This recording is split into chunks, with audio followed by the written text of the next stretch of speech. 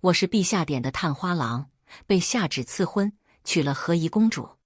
大婚当日，却被一缕孤魂野鬼夺了舍。他借我的身体侠妓饮酒，荒唐度日，在公主府内宠妾灭妻，以各种方法折辱公主。公主死于与我婚后的第6年，她被灌下绝子药流产，看着窗外的积雪，病容枯槁，不似人形。公主死后就是翻出，驸马理所当然被斩首。我也回到了被他夺舍那日，十里红妆，拜台聘礼，众人敲锣打鼓，满街都在分发喜钱喜糖。从黑暗中睁眼时，我正骑在高头骏马上，眼前是一片喜气洋洋的景致。行至街角，皑皑白雪里恰好埋了一块残破的玉佩。这普通却熟悉的一幕，曾在我被夺舍后回忆了无数次。公子，随侍舒淇见我久久不动，上前提醒：这世上竟然真有重来一次的机缘。舒淇，我眉梢微抬，驱散了脑海中的眩晕感。你用布包了那块玉，切勿亲手触碰。据那自称穿越者的孤魂野鬼所说，只要有人的血触碰到了这块玉，他就能夺取此人身体。当初我捡起这块玉，不慎割破手指，他对我这具身体格外满意，得意洋洋许久。既然是心怀恶念的邪祟，留他在这，万一被别人捡了，也是祸害。倒不如之后把他送去圣安寺，找觉度大师问清他的来由，念诵超度。只是此时和宜公主还在府上等我，我不能因此误了吉时。是，普通人成婚尚且麻烦，更何况是上公主。仪式从早进行到晚，跪谢天地君亲后，我在觥筹交错间终于理清了那些混乱的记忆。再三表现出不胜酒意后，我佯装喝醉了，被舒淇搀扶着入了洞房。房间内，和宜公主端坐在堆砌着喜果的床上，盖头覆面，却纹丝不动，仿若精致的人偶。我站直身子，吩咐舒淇退下。我虽然喝了不少，但毕竟是装醉，脑子尚算清醒。微舒一口气，揭开了帕子。公主眼睫微垂，唇红齿白，因为年纪尚小，看上去还是位娉娉婷婷的少女。我的心脏却被一瞬间涌现的诸多复杂情绪灌满，是愧疚，是狼狈，是伤怀，也是惋惜。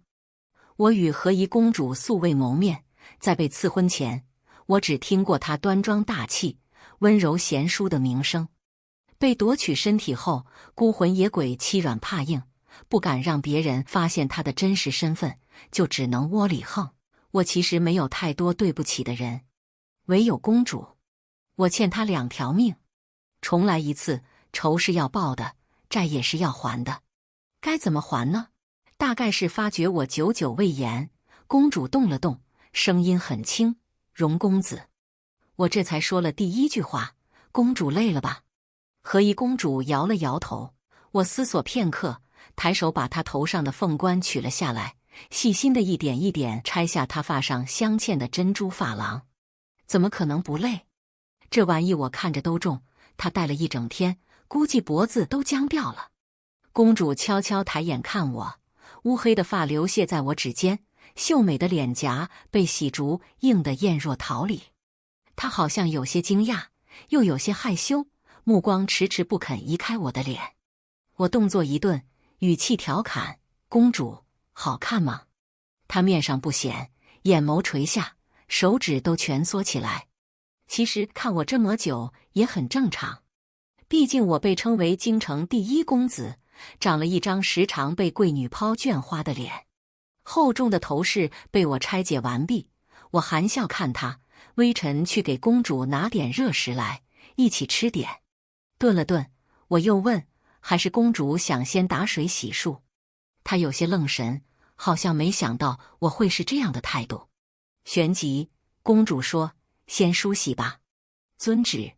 给公主叫了水后，我去了别的厢房洗漱，顺便换了一身衣裳。叩门回房的时候，桌上已经摆了一碗醒酒汤和一碗热腾腾的赤豆元宵。我最喜欢的点心就是赤豆元宵，他应该是细心了解过我的喜好。公主换了身衣裳，也洗去了繁重的妆容，看上去清丽脱俗。见我来了，眼睛微亮，随后对我温柔一笑。在这一刻，我的心中清晰地浮现了一个念头，要不今晚就去把玉佩踩碎吧。反正那欺负公主的孤魂野鬼不得好死。我出生安国侯府，家族世代忠良，父亲承袭爵位后屡立战功，执掌兵权。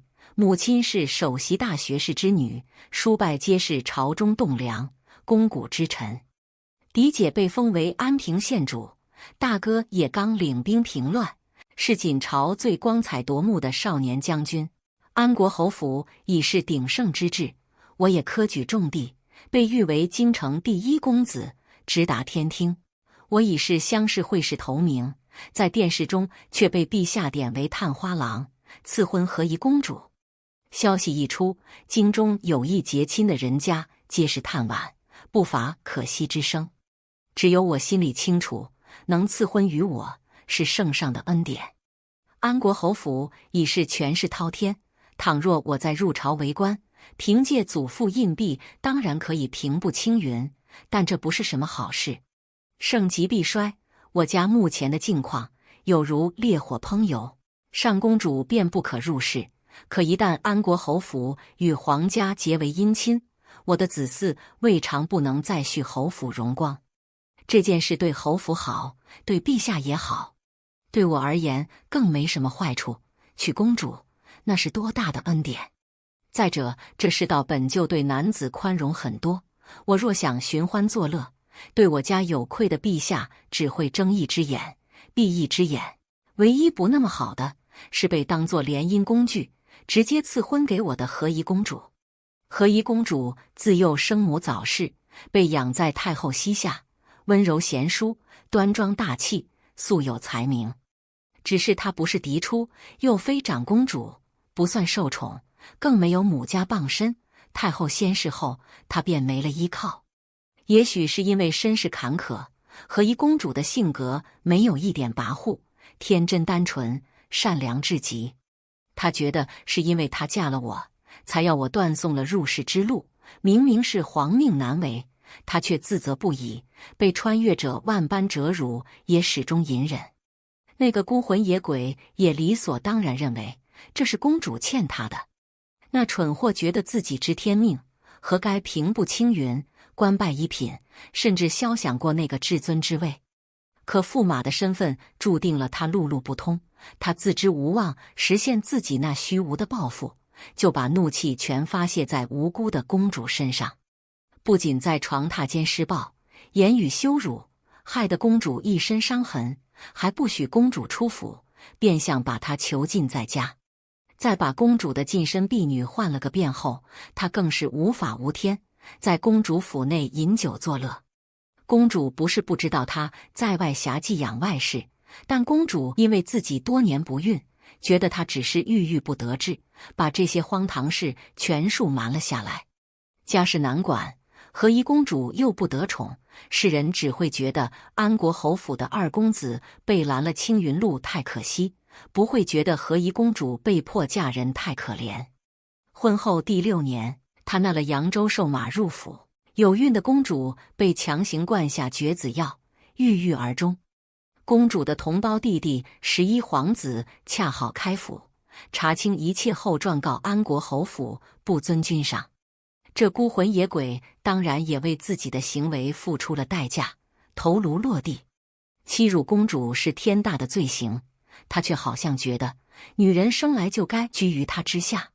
不知是从哪个地方来的蠢货。和宜公主素有才名，11岁便已诗作冬雪，艳惊天下；13岁便可以与陛下探讨策论；15岁请书求立医女馆，让他们在京城也有立足之地。她生母地位低贱，若不是才华横溢，也不会仅凭一己之力就早早出宫开府。可惜公主只是女子，有几句诗作便是极限。陛下在世赞叹她的才学，最后也只是随手将他赐婚给我，让他沦落后宅。我曾愤怒地嘲笑过那穿越者，公主心怀天下，年年不周救灾，比你不知强到哪里去。他勃然大怒，随后冷笑：再厉害，不也只是我的胯下玩物？当晚就是越发残暴的折辱。他甚至在心头叫嚣：怎样，荣二公子，看我睡你的女人是什么感觉？他咬破嘴唇，也不肯叫出一声，一身青紫伤痕，脸颊上渗出一行斑斑泪迹，又被快速擦去。我闭上眼睛，不忍再看。尽管知道他是人渣，但我怎能不自责？公主被这样对待，也是我的错。倘若我没有与他相争就好了。从那天起，我不再多说一句话，这是我欠他的。赤豆元宵入口甜糯，我吃了2口，看见公主正托腮望着我。其实我知道，你没办法再入室了。他像是斟酌了一会，缓缓开口：这是我的。他想说，这是他的错。因为那日绑下捉婿，皇上问他觉得这届学子如何，他毫无所觉，说了句荣二公子才学出众。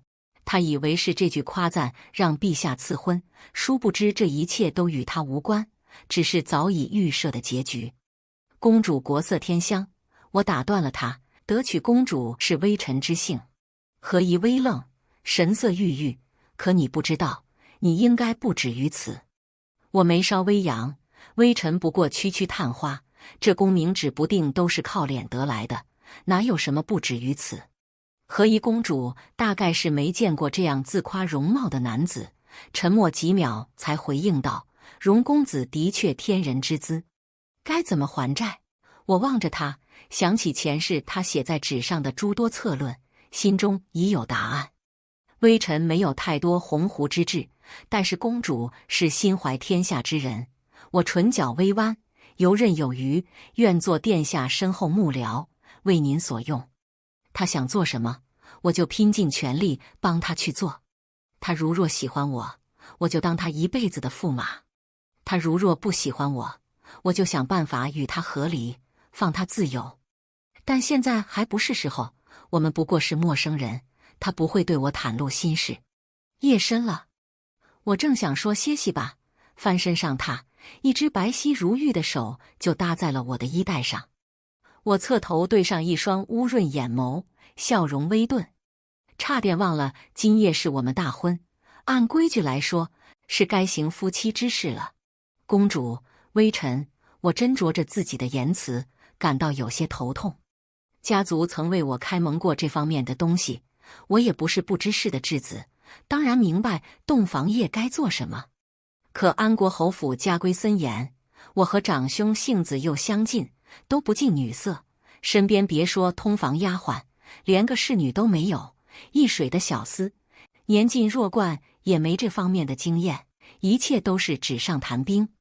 男子应该是会喜欢的，可目睹过上辈子孤魂野鬼对他的那些凌辱后，我总觉得这样的事对女子而言，大约算是一种痛苦。我凝视着他，他粉扑扑的脸颊分明在烛火中氤氲出羞赧的颜色，可神色却渐渐忐忑起来，揪住我衣带的手也慢慢收紧。我们是夫妻，大婚之夜，无论说出何种理由，我不碰他，都会让他感到不安。脑海中乱七八糟的思绪就此清空，我拉下帷幔，吹熄了烛火。公主，如果有什么不舒服，告诉我。细细簌簌的声音中，我垂眼拢住她裸在外洁白的肩，勾住衣物的最后一根系带。乌黑的长发垂至她的腰间，掩在樱色的雪顶间。我一点一点顺过去，最后扣住她举在颊边的手腕，指腹抹去她泛红眼角渗出的泪。风雪交加的夜晚，没人听到融化在院落里破碎的呓语。她的手指微微颤抖着，眼中蒙着水色雾气，无力地环着我的脖颈。我扣着她的腰，在她耳垂边低语问询会不会很疼。她只发出不明含义的气音，那一块被我唇触及的肌理红得快要滴血。我了然，兜着她的腰往上一抬，她的指尖立刻蜷缩起来，咬住我的脖子，呜咽着。这次我听清了，他说没有。绞紧、冲撞、揉捏，柔软的锦被几经折腾，层层叠叠的褶皱如海浪铺陈，终究封些血脂。浴桶里的热水散发着滚滚热气，我为公主擦洗。她意识昏沉，半梦半醒，一双乌润的眼睛还是盯着我看，亮晶晶的。我也对她笑，揉了揉她的头，温声说：“公主，睡吧。”冬日寒冷，亲背中她不自觉靠近我的怀里，就像是某种寻求取暖的小动物。我为公主掖好被角，心想，看来不用问了。虽然是纸上谈兵，但我应该做得不错。和宜公主是有自己的公主府的，那是太后仙逝前求皇上给的恩典，恰好公主在及笄礼上出口成章，与陛下谈及策论，对答如流。陛下龙心大悦，顺水推舟赐了府。前世孤魂野鬼担忧被家中亲人发现端倪，身份暴露，成婚没几日就和公主回了公主府，大门一闭，过起自己的神仙日子。清晨，我换好衣服，叮嘱公主的侍女不要喊她，让她好好休息。公主是君，侯府上下都是臣，我们应该以君臣之礼相待，何府上下都应供着她，敬着她。但公主本人温善可亲，一直以来都恭顺柔孝，每日都会去母亲那里请安。今晨按规矩心腹该敬茶，公主绝对会早起，哪怕这不是她的分内之事。可成亲本就事务繁重，我看她累坏了，便想要她多休息一会。母亲是温柔体贴的性格，安国侯府的下人嘴巴都很紧，府中大大小小的事都不会外传，即便她晚起片刻，也不会有什么影响。我吩咐舒淇带我去看那块玉佩。这孤魂野鬼就是个祸害，虽然按他所说，沾染鲜血才有机会让他夺舍，但玉本就能温养魂魄，说不定他日后就多了其他手段。迟则生变，我得尽快将这块玉佩送到护国寺。护国寺在清源山上，那里终年云雾缭绕，恍若仙境。太后曾在此斋戒拜佛，念诵经文，平日的祈福、祭祀、庆典，陛下都会亲自前往护国寺参拜。寺中的方丈觉度大师心怀慈悲，修为高深，在京城颇有善名。此事干系重大，我得亲自去做。只是如今我和公主刚成婚，一举一动都会引起注意，贸然前往护国寺，就怕引起什么猜忌。该选个什么日子好呢？我一边思忖着，把玉佩仔细包好，放入我书房的暗格中。刚出书房，便见公主迎面走来，步履匆匆，神色也有几分焦急。看见我之后，那双乌润的眼眸顿时亮了起来。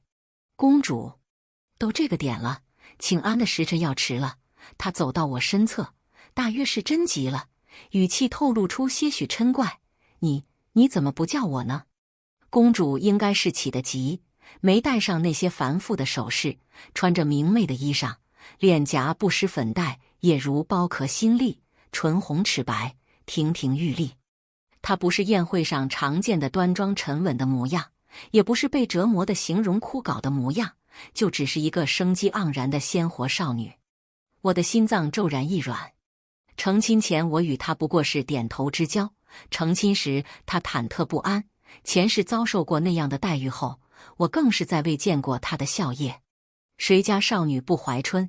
即便是金尊玉贵的公主，在这样婚嫁不由己的时代，也一定是对未来的夫婿有过期盼，不求琴瑟和鸣，也求相敬如宾。这桩婚事已是板上钉钉，天家赐婚不容不尊。我所想的那些有关和离的念头，在冷静下来后就知道估计不成。更何况公主也没多少不愿，至少她不讨厌我。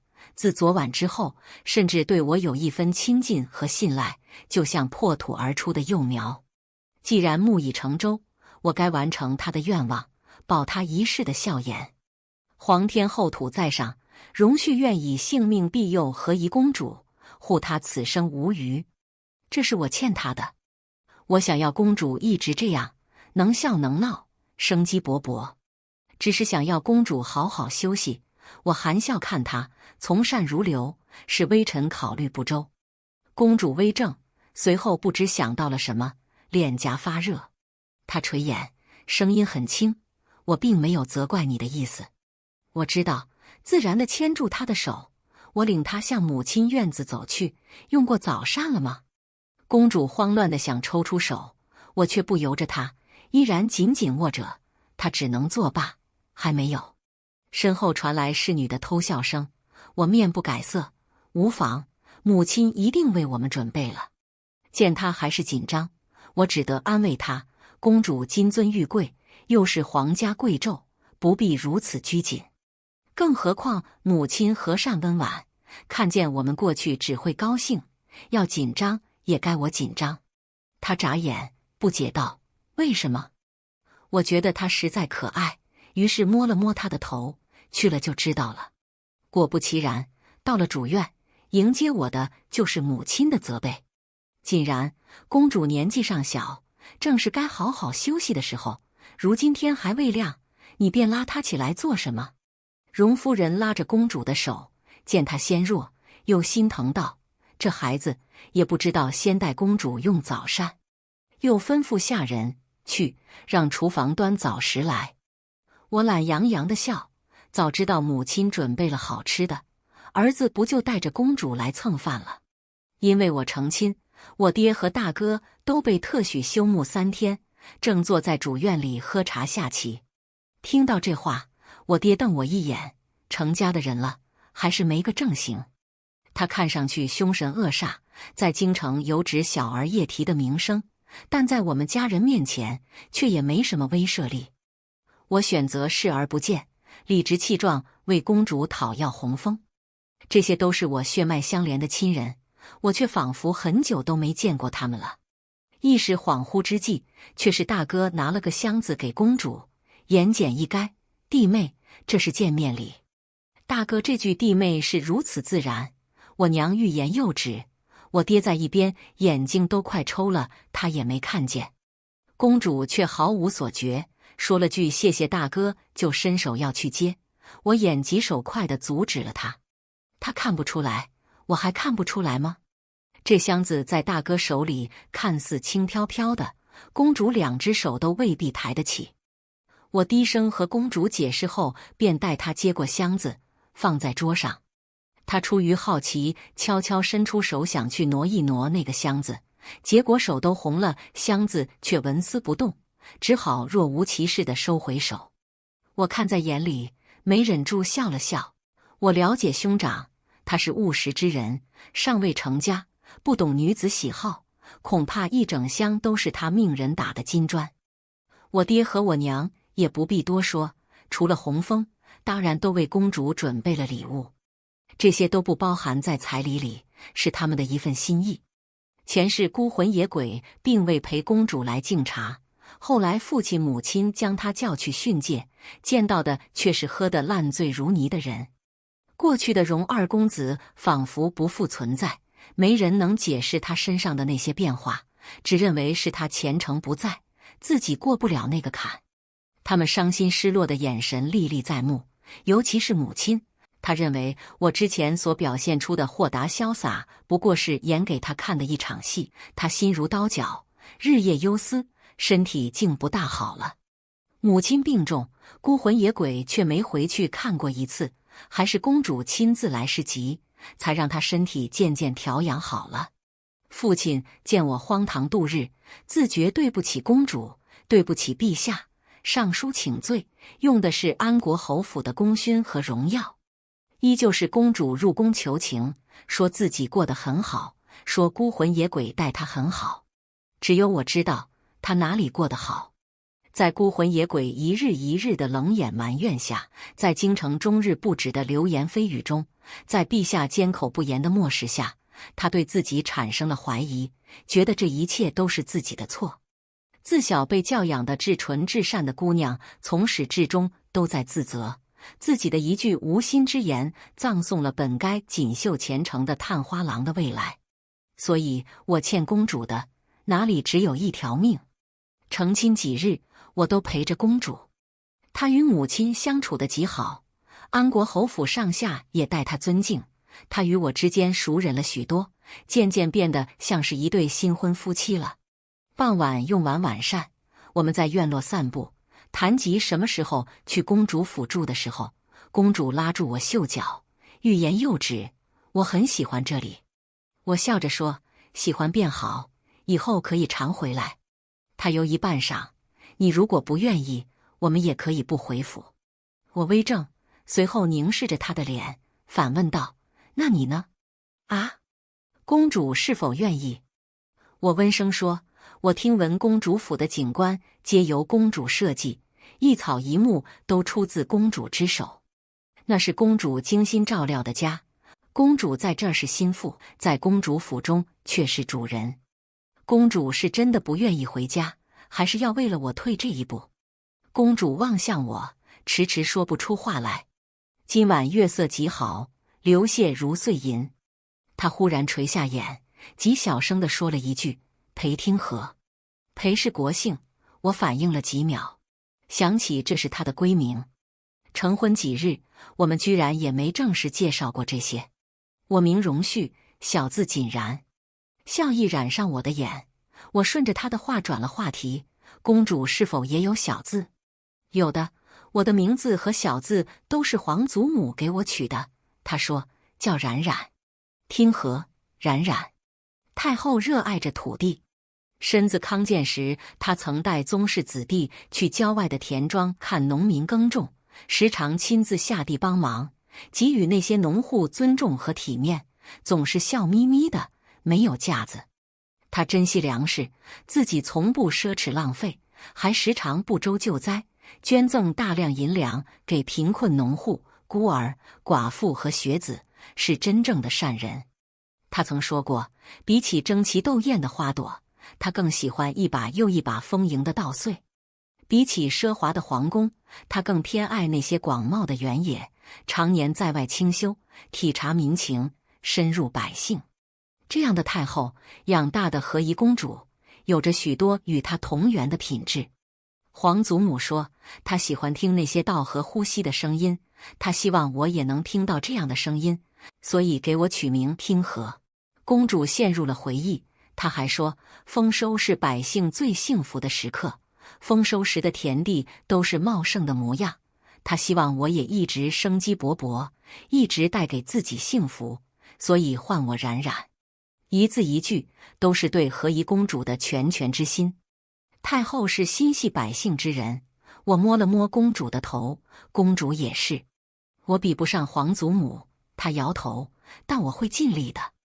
公主不是有很多这方面的打算吗？我问，譬如改良农具和种子肥料，开设慈济堂、女子医馆和女子学堂。她一直都是这样努力去做的。去年正逢连月大旱，尽管京中引水灌溉田地，那些农作物依旧一日一日的枯黄，仿佛是害了什么病。京城遭灾，粮食产量极低，粮价飙升。和宜公主在这时求见陛下，忽然上书了一份折子，写了些救灾的法子。那时是在御书房，我爹也在，自然也清楚这件事。一个公主却在关心这些和下等农户相关的东西，甚至还将如何造肥的过程写得清清楚楚。当时就引得陛下不悦，说她不该了解那些污秽之物。可只有我知道，公主自幼博览群书，又和太后一起陪农民打交道，甚至经常前往自己的田地农庄耕种，身边不乏许多来自不同地方的奇人异事，上书的东西都是切实可行的。放眼整个京城，唯独公主的田地农庄产量都未受影响。可父皇最后也没听我的。裴听和的眼睛有些暗淡，我能做的事情太少了。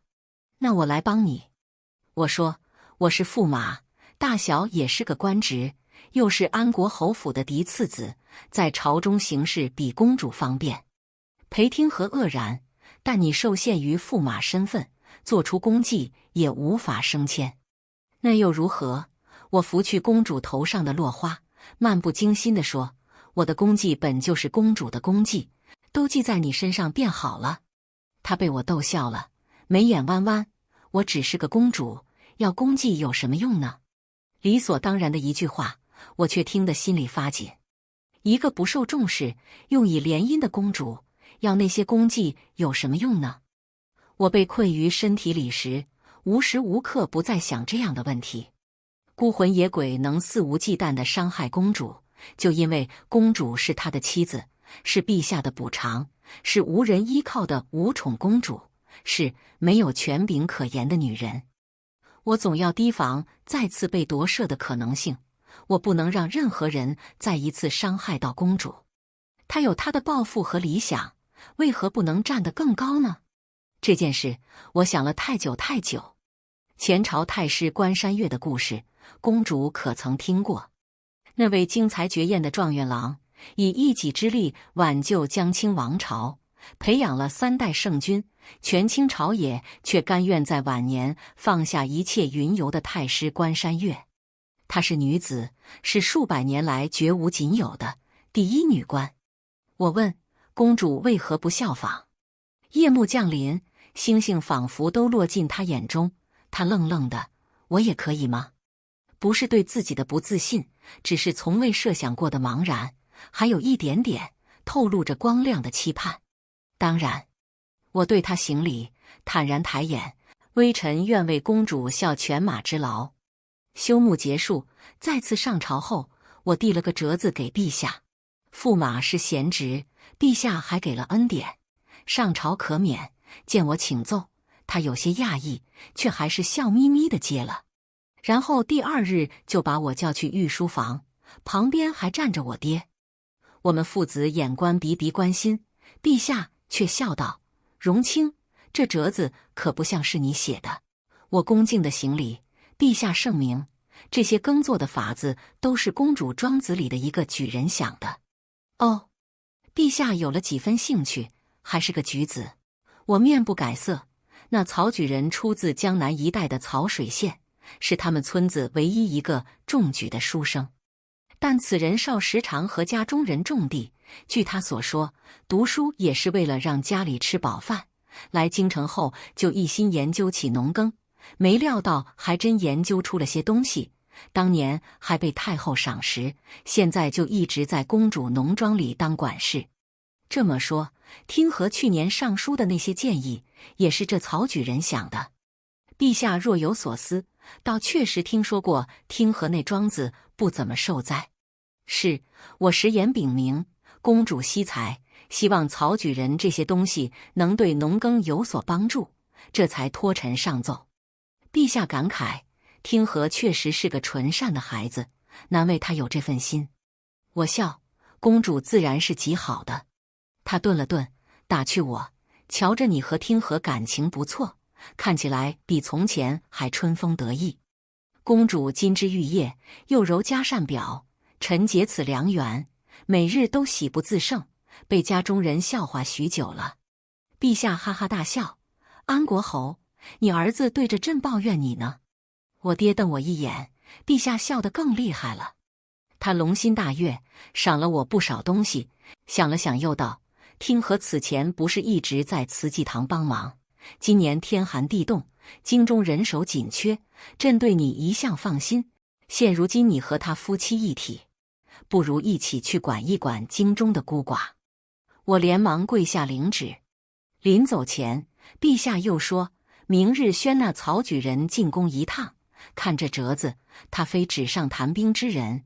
如若这些计策果真可行，朕重重有赏。”我笑道：“那陛下赏公主就好，人是公主照看的，微臣不想抢功。”你呀？陛下又笑，指着我对我爹说：“你生的痴情种子，和你倒是一样。”我爹叹气，也就这点还随臣。身后的御书房气氛热络轻松，我紧绷的肩膀一塌，吹着曲回公主府。裴听和正坐在书房算账，轻纱浮动，阳光跳动在他的眼睫，细碎却潋滟。他和身边的管家侍女说话，这批银两用于安置那些房子被雪压垮的人家，似乎是注意到我回来了。他抬眼对我笑，黑透的瞳孔没有杂质，清澈如一汪甘泉。容旭，我愣在原地，在御书房面上都未曾波动的心跳，陡然快了一拍。半晌，我说：“幸不辱命。”冬日即将离开，夜间床榻之上，我吻住他的指尖，嘴唇逐渐向下，撩起裙摆，探入里衣。容旭，别！他惊慌失措的抬脚，却被我握住脚腕，按在颈背上。冉冉，我轻声喊他的小字。就这样埋入芳草萋萋、温热柔软的化雪之地，水声汩汩，春意精确。次日，我起了个大早，吩咐舒淇给我熬药。热气腾腾的汤药呈现黑褐色，极苦，我眉头都不皱就一饮而尽。容旭，没料到身后传来熟悉的声音，我猝不及防，转身就看见头发还未梳好的公主，双眼朦胧地看着我。在自己家，她比平日要放肆些许，一看就是没睡饱，却跑出来找我了。我皱眉，把身上的外袍脱下来披在她肩上。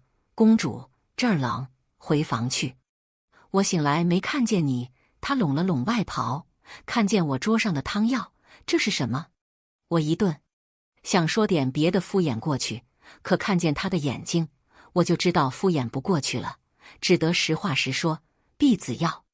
我吃这个，不是我不想和你生孩子，既然说了实话，我就一次性把心中想法都吐露出来。只是你年纪太小，生育伤身，我担心你。裴听和沉默几秒，那为何不和我说？我说了，公主一定会自己准备避子药。我说这玩意太苦，又伤身，不想你喝。他怔怔的，可男子哪有喝避子药的道理？我从没听说过。裴听和从没听说过满京城有哪个男子会为了不让妻子喝苦药，自己去喝这种东西。我笑着摸了摸他的头，这药都有大夫配，说明肯定不止我一个男人喝。他垂着眼，忽然伸手抱住了我。容旭，他说，除了皇祖母，没人像你对我这样好。公主是最好的公主，我觉得心脏像被人揪紧了，有种手足无措的心疼。我对公主怎么好都是应该的，这怎么就叫好了呢？她前世吃的苦太多太多，所以我不愿意再让她吃一点苦。曹举人见过陛下后颇得赏识，没过几日就被指进司农署任了职。他入朝后也不闲着，每日都去京中各种农庄部学，忙得不亦乐乎。陛下看在眼中，对他越发喜爱，他变成了炙手可热的朝中新贵。接手慈济堂后，公主便忙碌了起来。有陛下的圣旨在前，朝中官员不敢糊弄他，户部拨了笔善款，工部也派人去修缮了京中倒塌的房屋和慈济堂。公主日日施粥，事事亲力亲为，公主府内上上下下都忙着记录那些孤寡老少的情况，一切井井有条。我也就当了个言官，每日老老实实的上报公主做了些什么，取得哪些功绩。朝中有人笑我昔日探花郎，如今竟像是一个只会溜须拍马的幕僚。我不以为耻，当公主的幕僚有何不好？把他们梗得不行，却也无话可说，因为陛下显而易见地偏爱我。我不多事，不揽功，不想着往上爬，也没有任何野心，就当个一心一意帮公主的闲人，让她对我越来越满意，不止一次在众臣面前夸赞我和公主。冬去春来，依照惯例，帝后要前往护国寺祈福，陛下点了我和和宜公主同行。这是从前不受宠的和宜公主从未有的待遇。当今皇后虽然身体不好，极少出现在世人眼中，和陛下的感情却极好，两人少年夫妻，至今仍相敬如宾。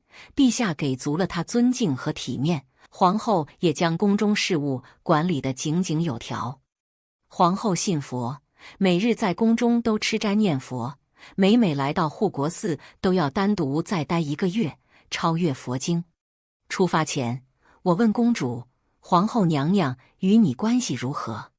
公主摇头：“皇后娘娘与我并不亲近，但也是公正之人，没让我受过委屈。这几年她身体不好，也不怎么管宫里的事了，都是静妃和淑妃在管。”公主不是说想办女学吗？我说：“你也说不能贸然向陛下提出这样的建议，需找几个同盟。”裴听和懂了我的意思，仍有几分犹豫。可皇后娘娘不管事，淑妃娘娘和静妃娘娘，静妃清冷，淑妃傲慢，都不是好相处的人。但不过犹豫了几秒，她的眼神很快坚定了下来。我会试试的。她所说的女学，不只是向女童开放的学堂，也是为全天下的妇女所准备的，可以学习一技之长的地方。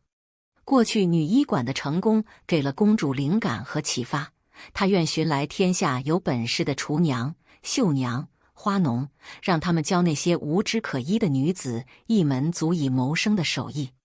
公主有自己的田庄和商铺，她懂农事，也懂行商，对于商人这样身份卑劣的存在，也没有任何偏见和歧视。她还想自己经商，做一家女子主营的商铺，收留那些可怜的寡妇和孤儿，让他们也能找个营生，自食其力。公主说：“授人以鱼，不如授人以渔。”只是这事实在是有些惊世骇俗，陛下恐怕不会轻易答应。公主会成功的。可我看着她的脸颊，没有一刻怀疑过这一点。裴听和笑了：“容旭，你好像比我还自信。”他比从前更加光芒四射，只要有人站在他的身侧，就会被他深深吸引。当然，我扬眉，愿为公主肝脑涂地。瞎说！他拍了我一巴掌，又被我牢牢握住，水盈盈的眼睛认真地看向我。我不要你肝脑涂地，就想要你好好的。我静静地看着他，弯起唇，我也就想要冉冉好好的。站在高处，不必为任何人折腰。护国寺祈福完毕后，公主和皇后一起去抄佛经。我找上了觉度大师，将那包裹完好的玉佩递给他后，须眉洁白的觉度大师一眼便瞧出不对。恶魂具此，他摇了摇头，可惜了这块温魂宝玉。我点头，恳请大师度化了他，最好是魂飞魄散那种度化。本就是罪孽缠身的恶魂，无法往生，倒可镇压在寺中，日日净化，也算功德一件。只是老衲观这恶魂与公子有千丝万缕的联系，怕是扯上了前世今生。觉度大师深深看了我一眼，公子可否伸手，让老衲看一看？我坦然地摊开掌心。觉度大师笑了，公子是个福缘深重之人，只是背了债，须偿还。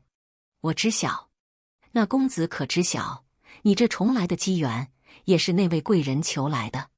他身负龙运，又真心祈福，才护你魂魄不致消散，能和那恶魂共存至此，重来一世。你们的缘法本是阴差阳错，却深深纠缠，幸而也算金玉良缘。我愣在原地，若有所觉地抬起头，仿佛看见一道跪在佛前的身影。空荡荡的大殿内，虔诚的少女双手合十，身形纤弱，卑微如尘埃浮游。她在求什么？有一刻，我觉得她离我极远，可转瞬间她又回眸，对我笑得眉眼弯弯。她唤我容旭。和义公主陪皇后抄了1周的佛经。她回府后和我说，我跟娘娘说了我的意思，娘娘只说要我回去。她并不气馁，又入宫去找静妃和淑妃。结果第1次去就被拒之门外，还遇上了安平公主。安平公主素来受宠，是个飞扬跋扈的性子，和和义公主也不怎么对付，照例在宫中对她冷嘲热讽一通后，才放她离开。公主的侍女愤愤不平，说起这件事眼眶都红了，公主却自始至终都很平静。她说，安平不是坏人。侍女委屈，前2年还好，现在安平公主脾气越来越大了，这不是故意往公主您身上发吗？裴听和便沉默了，晚上便和我说，安平的驸马待她不好，因为几年无孕，她的驸马抬了个妾，安平去宫中找皇上哭，皇上只叹气，让她懂事些。安平毕竟是公主，但驸马不过是纳了妾，待她冷淡，1个月不进她的房，这事儿陛下也管不着。他的驸马做得不好，但他不该对你发脾气，那是他不对。我摸着公主的头发，冉冉，不用这么懂事。他便凑近我说悄悄话，热气挠在我耳后，痒痒的。可我想到我的驸马这样好，我就觉得他可怜，他和我发下脾气也没什么。公主这是从哪学的？我忍俊不禁，还会说这样的话，逗我开心了。我说的是实话呀。他弯着眼，唇红齿白的面容上是溢出来的欢喜。荣旭是天底下最好的夫君。我手一顿，你喊我什么？夫君？哎，生平第1次，我觉得心脏化成了水，于是吻上他的嘴唇，吹熄了身边的烛火。一夜好梦。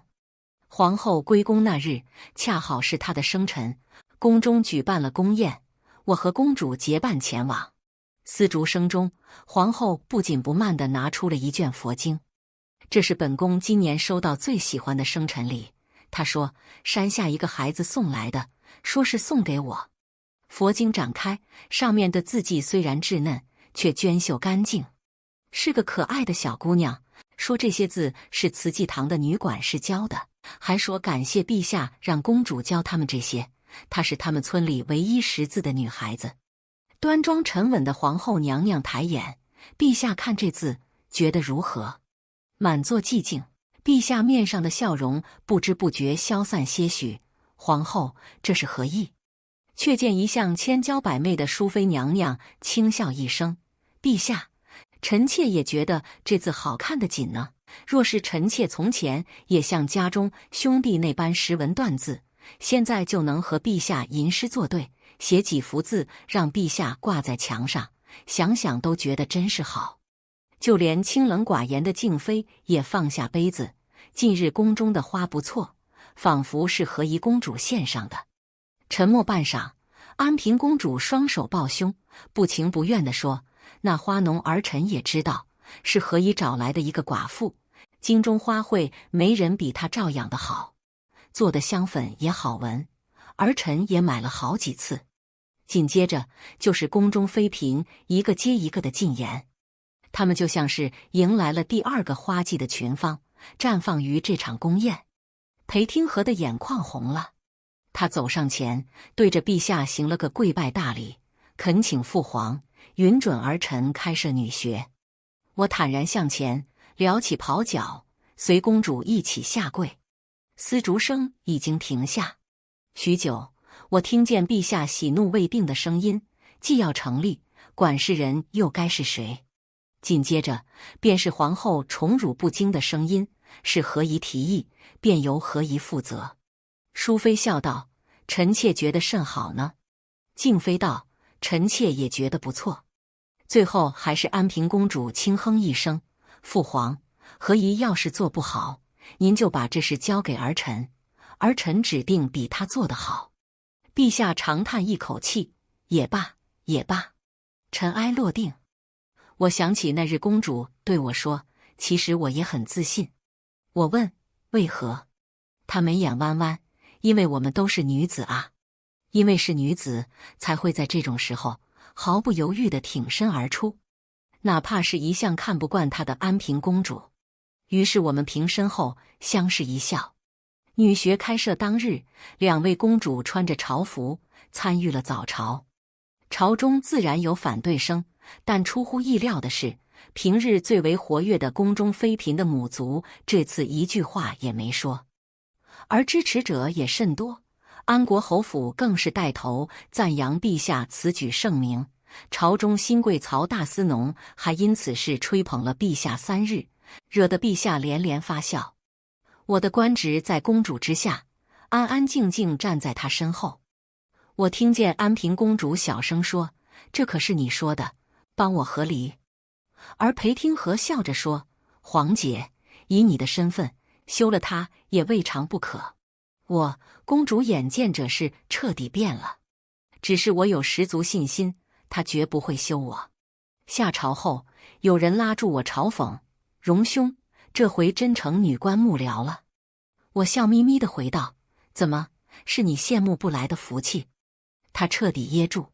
宫门前有人在等我回家，他喊我荣婿，我便从容踏上马车，入他帐下。冉冉，春意盎然，万物复苏，冉冉焕新。我愿赠他无数春风，祝他扶摇直上。